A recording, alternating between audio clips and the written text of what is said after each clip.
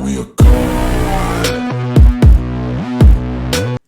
Veterans Administration is no country for old men. Let's chat about that today, my friend. Let's talk about it. I think it's a pretty good topic. And I did a little internet surfing and I found an PDF, and it's called Alice in Focus.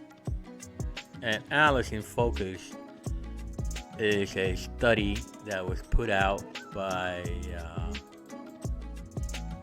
and it's by who?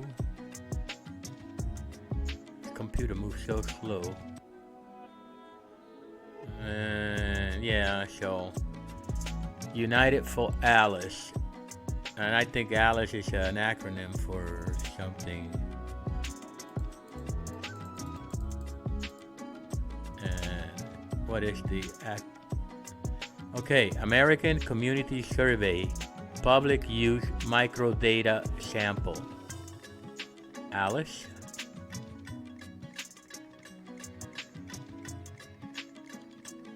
And ACSPUMS, whatever that means, and focus on veterans whose ALICE status is determined by the household income compared to local cost of living, and the data does not include veterans who are unhoused, meaning homeless, or living in a group,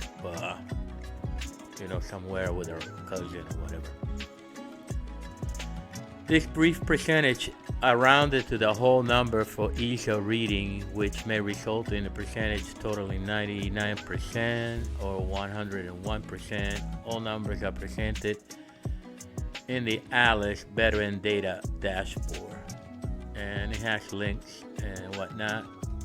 I'm going to put a link on the bottom so you guys could check it out yourself. And this is back from 2019.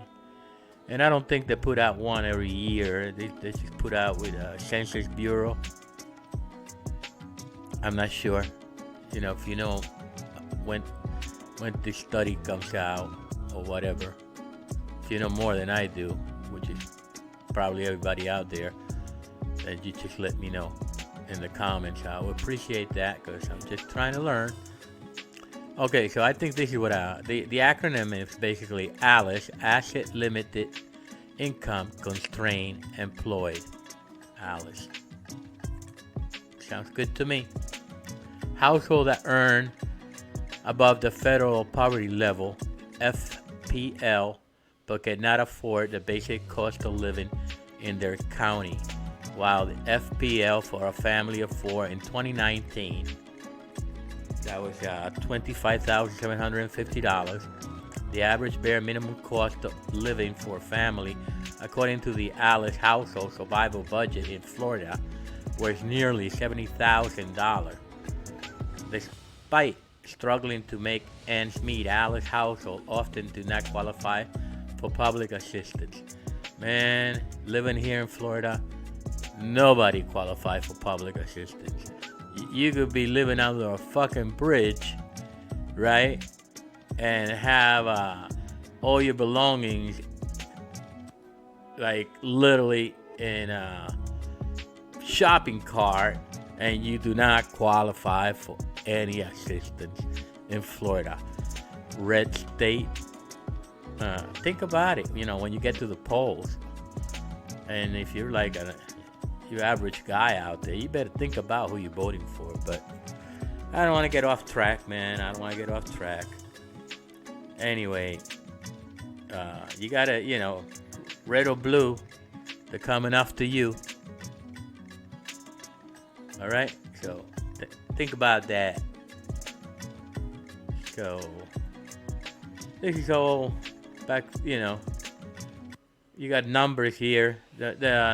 The main thing here is shitload of veterans living under the poverty line here in Florida and not being able to qualify for food stamp. I think it's called SNAP or something like that over here. I'm not even sure, but that's a big problem here in Florida.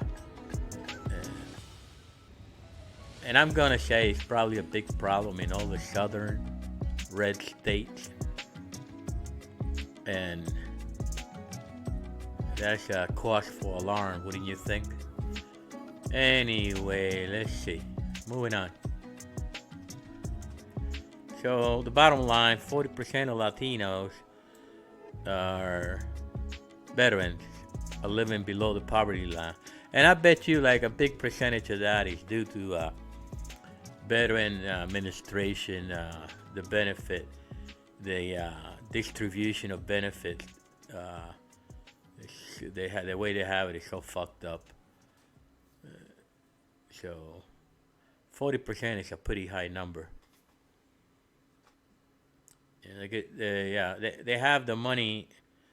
You got the money to send to other countries. How about taking care of your own, for a change? I mean, is that too much to ask? What the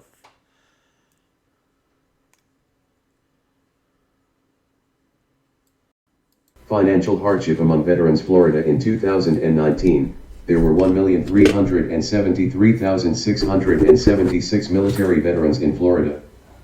Overall, a majority of them have fared better economically than non-veterans, in line with the belief that our nation must meet veterans' basic needs given their service and sacrifice. Yet in 2019, a substantial 400,837 of those who served our country struggled to make ends meet in Florida. According to the federal poverty level, FPL, 6% of veterans in Florida, 81,073, lived in poverty in 2019.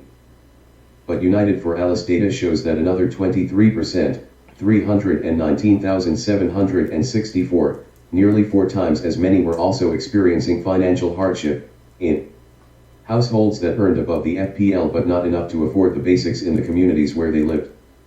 The reality is that more than 1/4, 29%, of all veterans in Florida lived in a household with income below the ALICE threshold of financial survival in 2019. This includes households in poverty as well as those who were ALICE, asset limited, income constrained, employed.